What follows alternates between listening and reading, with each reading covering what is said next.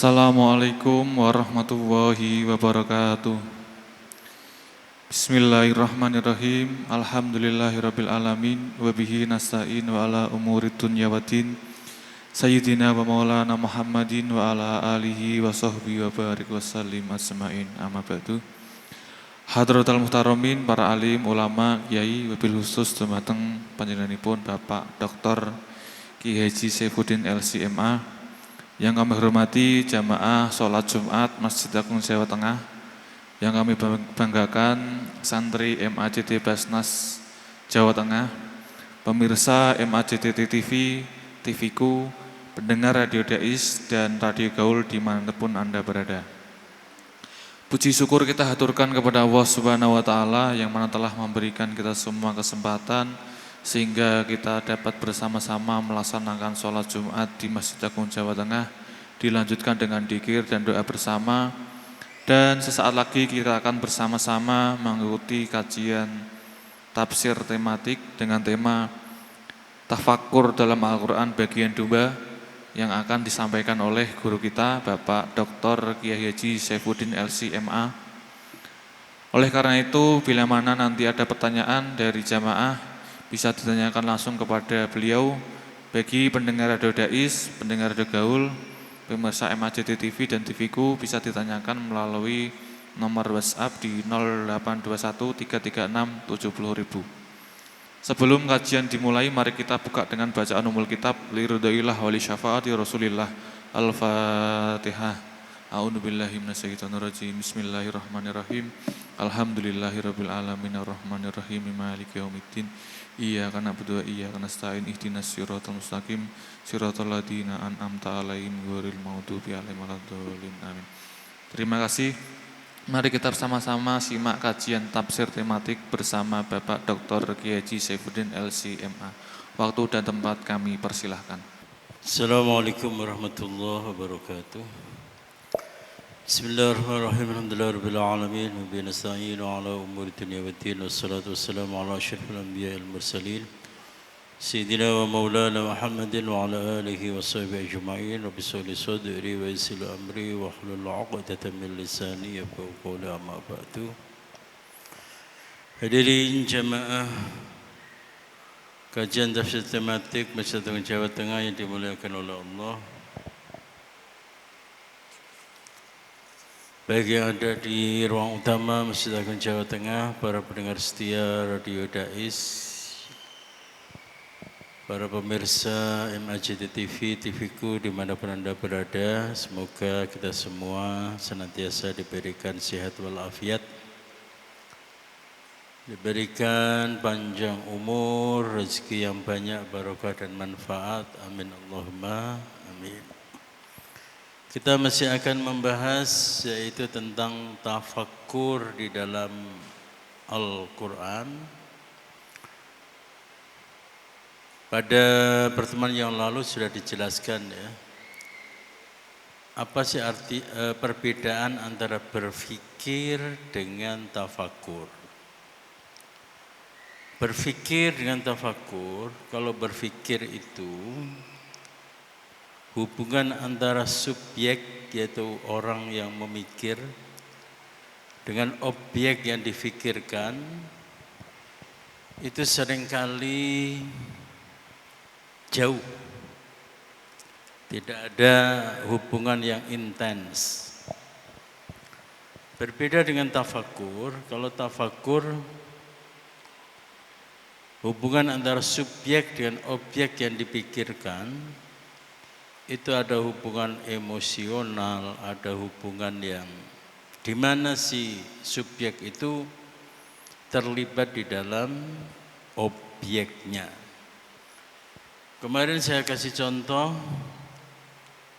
orang yang memikirkan tentang kepadatan lalu lintas, sementara dia duduk di perpustakaan atau di rumahnya, itu adalah berfikir. Tapi kalau tafakkur itu adalah orang yang memang terkena kemacetan. Dia mengalami bagaimana rasanya orang yang terjebak dalam kemacetan. Kemudian dia merenungkan, kemudian dia berpikir apa penyebab dari kemacetan, kemudian solusinya. Nah, ini disebut dengan tafakkur. Nah, baiklah, kita akan melihat bagaimana Al-Quran berbicara tentang tafakkur tersebut di dalam surah Yunus ayat 24. A'udzu billahi minasyaitonir rajim. Innama mathalul hayatid dunya kama'in anzalnahu minas sama' fakhtalata bihi nabatul ardi mimma ya'kulun nas wal an'am hatta idza akhadhatil ardu zukrufaha wa zayyanat wa dhanna ahluha annahum qadiruna 'alayha وظن أهلها أنهم قادرون عليها أتاها أمرنا ليلا أو نهارا فجعلناها حصيدا كأن لم تغن بالأمس كذلك نفصل الآيات لقوم يتفكرون. Sesungguhnya perumpamaan kehidupan dunia adalah ibarat air yang kami turunkan dari langit. Lalu tumbuhlah karenanya macam-macam tanaman bumi yang dapat dimakan oleh manusia dan hewan ternak.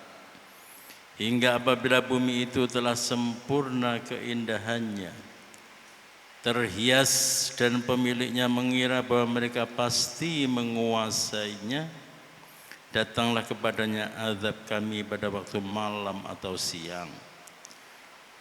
Lalu kami jadikan tanamannya seperti tanaman yang sudah disabit seakan-akan belum pernah tumbuh kemarin. Demikianlah kami menjelaskan secara terperinci ayat-ayat itu kepada kaum yang bertafakkur. Ujung ayat ini berbunyi liqaumi yatafakkarun. Di sini memberikan isyarah bahwa orang-orang yang menggunakan akal fikirannya, orang-orang yang menggunakan kedalaman fikirannya, itu akan melihat bahwa fenomena yang ada di hadapan mereka, meskipun kelihatannya itu adalah biasa-biasa saja, meskipun kelihatannya itu adalah seperti hukum alam, man yazra' yahsud, barang siapa yang menanam maka dia akan memanen. Kemudian hemat pangkal kaya, barang sing apa iku jenenge, sing obah, sapa sing obah maka akan mamah, misalnya ya, sing obah mamah.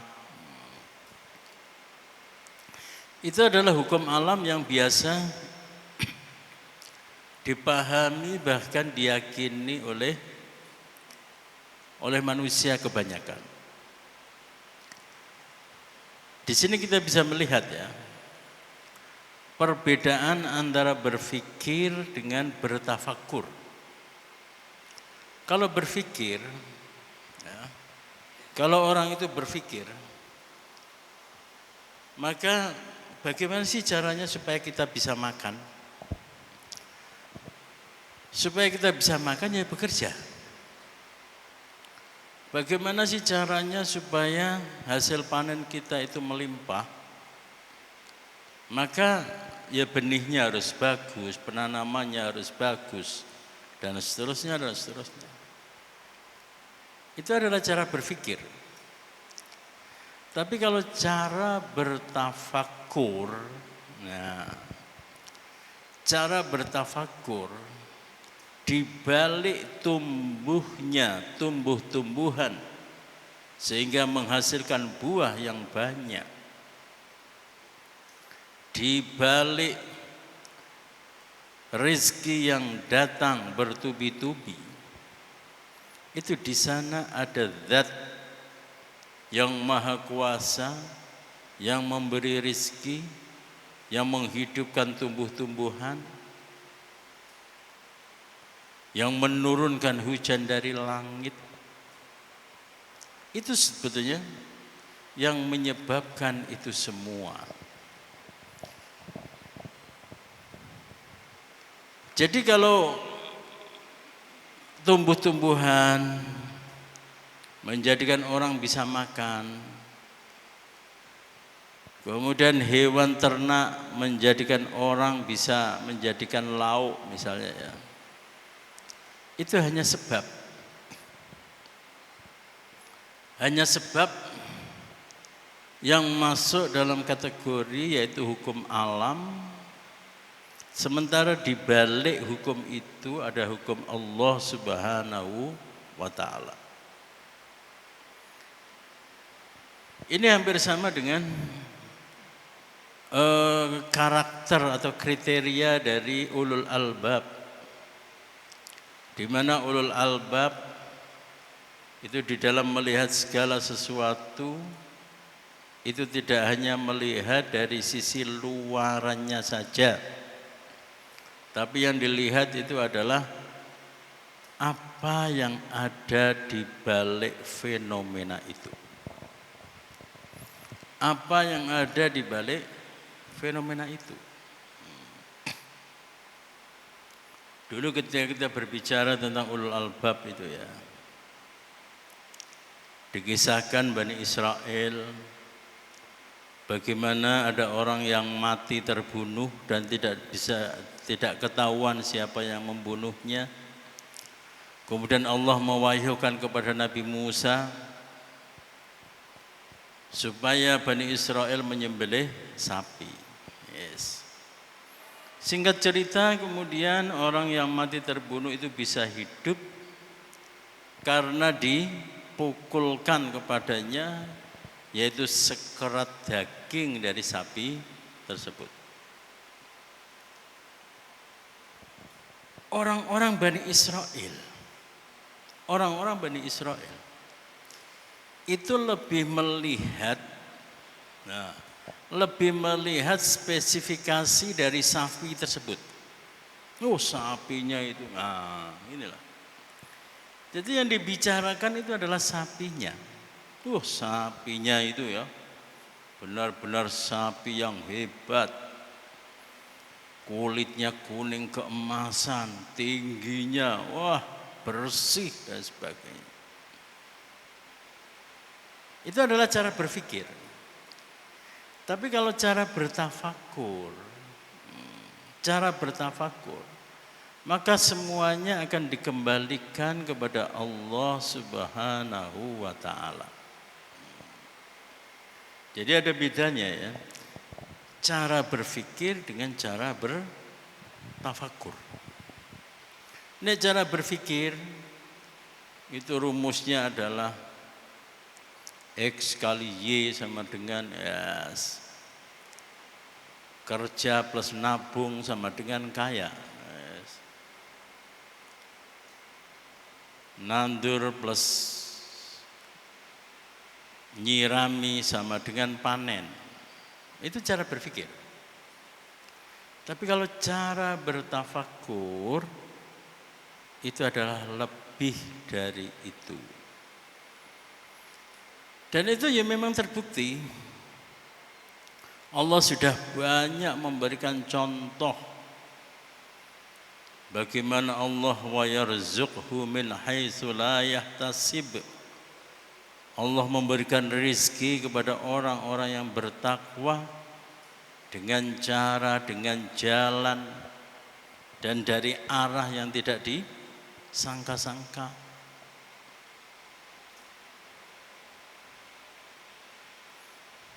Itu adalah cara bertafakur. Suatu ketika ada seorang sufi namanya Ibrahim bin Adham. Dia mau menguji Allah Subhanahu wa taala. Allah berfirman, "Wa ma min dabbatin fil ardi illa 'ala Allahi rizquha Tidak satu pun makhluk yang melata di bumi kecuali rizkinya sudah ditanggung oleh Allah Subhanahu wa ta'ala. Tenane, misalnya, dia bilang gitu, tenane. Akhirnya dia itu uzlah, menyepi jauh dari keramaian manusia. Jadi mungkin di padang Sahara ya, kalau di Indonesia itu ya di apa itu jenis di hutan belantara ya. Tapi kalau di sana itu ya mungkin di padang Sahara yang terpencil. Yes. Dia menang di sebuah gua terpencil. Dia menang. Lah kok ujuk-ujuk ada kafilah yang tersesat yang mendatangi di mana si Ibrahim bin Adham itu di situ. Yes. Wah, dia sudah waduh ini gimana ini? Saya sudah mengasingkan diri, ternyata rezeki datang sendiri ya. Rezeki datang sendiri. Dia masih diam saja.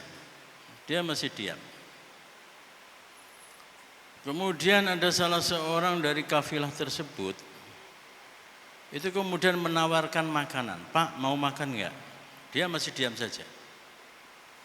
Dia masih diam. Meskipun Ibrahim bin Adham itu diam, tapi fisiknya tidak bisa menipu. Artinya apa? Ya keringat karena kelaparan, kemudian mata sayu karena kelaparan, itu tidak bisa ditipu. Akhirnya si kafilah tersebut itu dengan setengah memaksa itu menyuapi Ibrahim bin Adham. Ada lagi kisah seekor burung. Dia ngambil makanan kemudian terbang. Setelah itu kembali lagi ngambil makanan kemudian terbang. Manggil makanan kemudian terbang. Diikuti oleh seorang sufi. Ternyata apa? Si burung itu mondar-mandir. Mengambil makanan kemudian pergi. Itu adalah dalam rangka untuk menyuapi ada seekor burung yang sedang terluka, yang dia itu tidak bisa terbang, akhirnya meneng ning salah satu ranting pohon, disuapi. Disuapi. Dan kalau kita lihat dalam kehidupan kita di dunia ya, itu justru lebih banyak rezeki yang kita dapatkan itu adalah rezeki yang tidak kita sangka-sangka. Sing jenenge orang berdagang itu yang namanya laba kan ya tidak pasti. Kadang keuntungannya banyak, kadang sedikit, kadang rugi. Tapi begitu ada rugi, tiba-tiba ada orderan lain. Kemudian ada proyek lain, satu proyek mati, tiba-tiba ada yang menawari proyek baru dan sebagainya. Ini semua adalah di luar kendali kita sebagai manusia yang berpikir. Nah, Al-Quran itu mengajak kita itu supaya apa? Supaya kita itu adalah bertafakur. Jadi tafakur di sini itu artinya adalah bahwa kita jangan melihat fenomena kehidupan, jangan melihat wolak-wali ing zaman, jangan melihat berubah-ubahnya nasib manusia itu adalah sebagai hal yang biasa. Akan tetapi ini menunjukkan bahwa di sana ada kekuatan besar, yaitu kekuatan Allah Subhanahu wa Ta'ala. Ini di dalam surah Yunus Allah mengkisahkan seorang tuan tanah, seorang petani yang dikiranya dia itu bisa memanen banyak, ternyata tanamannya habis. Di dalam surat lain juga disebutkan semacam itu. Banyak sekali kisah-kisah yang disebutkan dalam Al-Quran. Bagaimana orang yang berdagang seperti Qarun, yang dia sudah menganggap bahwa 70 turunan, bukan hanya 7 turunan ya. Hartanya dimakan 70 turunan tidak habis. Oh ya, ternyata habis dalam waktu semalam. Baik, selanjutnya yaitu di dalam surah An-Nahl ayat 11. A'udzu billahi minasyaitonir rajim. Yumbitu lakum bihiz zar'a waz zaituna wan nakhila wal a'nab wa min kulli thamarat. Inna fi dzalika laayatan liqaumin yatafakkarun. Dengan air hujan itu dia menumbuhkan untukmu tumbuh-tumbuhan, zaitun, kurma, anggur dan segala macam buah-buahan. Sesungguhnya pada yang demikian itu benar-benar terdapat tanda kebesaran Allah bagi orang yang berfikir, orang yang bertafakkur. Orang yang berfikir, maka dia akan menemukan suatu kesimpulan bahwa air hujan itu bisa menumbuhkan tumbuh-tumbuhan. Itu orang yang berpikir. Tapi orang yang bertafakur, dia akan mempunyai pemikiran yang lebih dari itu. Nek tumbuh-tumbuhan iku memang bisa hidup karena air hujan. Padahal bentuknya air iku ya podo.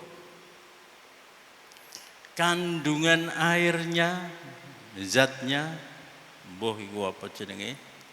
Kandungan air hujan ini apa? H2O. Kandungannya pokoknya semacam itu ya. Mestinya kan podo.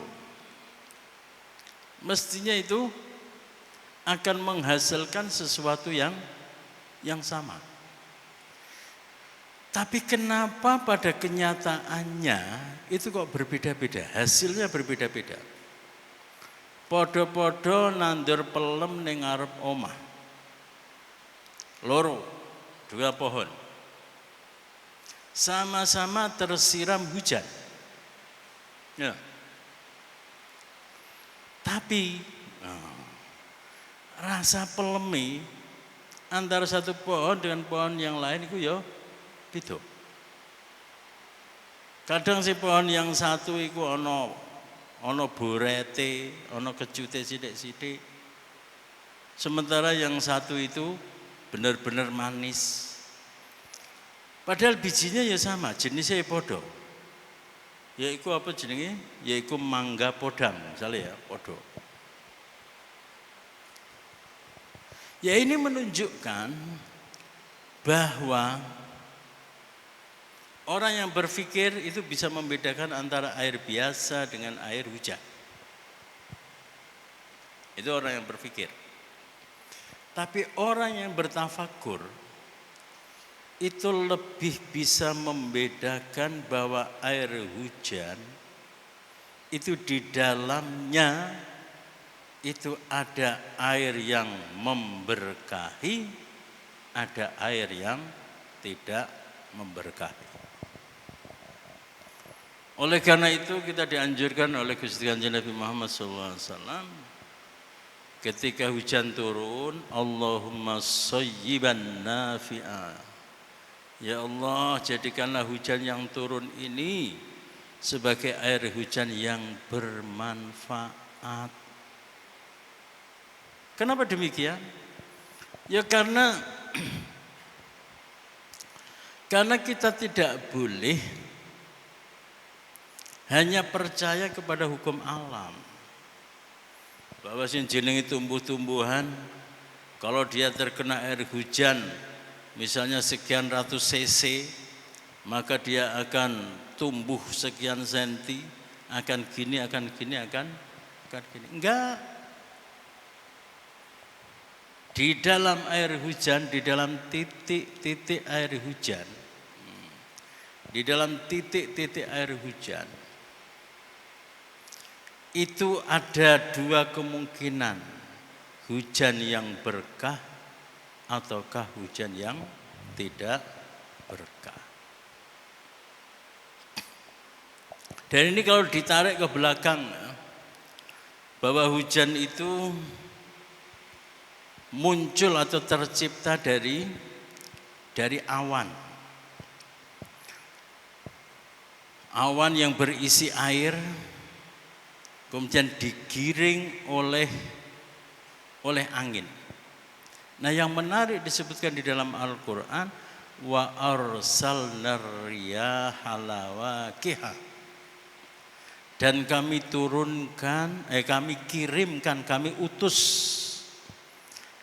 utus angin-angin itu sebagai pejantan. Coba perhatikan. Jadi angin yang membuahi air sehingga menjadi bakal hujan itu diibaratkan sebagai utusan. Utusan ada dua, yaitu malaikat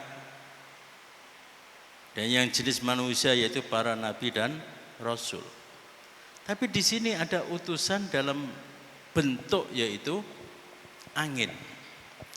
Dengan kata lain, bahwa air yang turun ke bumi itu bukan hanya air yang material belaka, tidak. Tapi air yang turun ke bumi itu juga air-air yang di dalamnya itu ada utusan-utusan Allah Subhanahu wa ta'ala. Ada utusan-utusan Allah Subhanahu wa ta'ala. Nah, kalau ditarik ke sini dari air kemudian menumbuhkan tumbuh-tumbuhan, dari tumbuhan menghasilkan buah, dari buah kemudian terhidang di meja makan, di meja makan kemudian dimakan oleh sepasang suami istri. Berkat makan buah-buahan tersebut kemudian hamillah si istri. Jadi ceritanya itu panjang. Jadi sama-sama buah yang muncul dari tumbuh-tumbuhan, taruhlah misalnya buah mangga ya, buah mangga. Orang yang berpikir maka dia akan mengatakan ini adalah buah manis, ini adalah mangga yang kurang manis. Tapi orang yang bertafakur lebih dari itu. Ini adalah buah mangga yang penuh barokah. Ini buah mangga yang tidak ada barokahnya. Maka sampai-sampai Allah di dalam Al-Quran menyebut falyanzuril insanu ila ta'amih anna sababnal ma'a sabba thumma syaqqaqnal arda syaqqa fa'ambatna fiha habba. Dan hendaklah manusia itu melihat kepada makanan yang dia makan.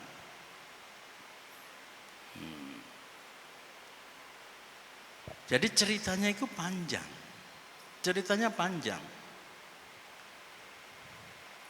Nah, ini perbedaan antara orang yang berpikir. Nah, tapi sebelum orang yang berpikir ada orang yang tidak mau berpikir. Yang penting neng pasar tuku wis mangan selesai. Tapi orang yang berpikir Dia akan melihat ini manis ataukah kecut, ini tercipta dari apa dan sebagainya. Tapi orang yang bertafakur, nah, orang yang bertafakur itu menelisik buah-buahan, menelisik tumbuh-tumbuhan, menelisik makanan yang dia makan lebih dari sekedar kandungan gizinya, lebih dari sekedar dia datang dari mana, tapi orang yang bertafakur itu melihat hidangan makanan yang ada di meja, itu dilihat keberkahannya bagaimana, untuk apa makanan itu dimakan, ada manfaatnya untuk ibadah atau tidak. Baik para hadirin sekalian, demikianlah Al-Quran mengajari kita. Di atas orang yang berpikir, ada orang yang bertafakur. Dan yang perlu kita catat, bahwa sing jenenge tafakur itu jangan kita asumsikan, jangan kita asosiasikan, yaitu tafakur yang urusannya itu adalah cuman ibadah, cuman hal-hal yang sifatnya religi. Tidak. Ternyata yang namanya tafakur itu adalah orang yang menggunakan akal budi pikirannya lebih dari sekedar ilmuwan. Orang yang menggunakan akal budi pikirannya lebih dari sekedar cendekiawan. Itu adalah orang yang bertafakur. Cukup. Ya. Baiklah para hadirin sekalian, demikian yang bisa saya sampaikan. Kita akhiri doa kafaratul majlis. Subhanakallahumma wa bihamdika asyhadu an la ilaha illa anta astaghfiruka wa atubu ilaik. Assalamualaikum warahmatullahi wabarakatuh.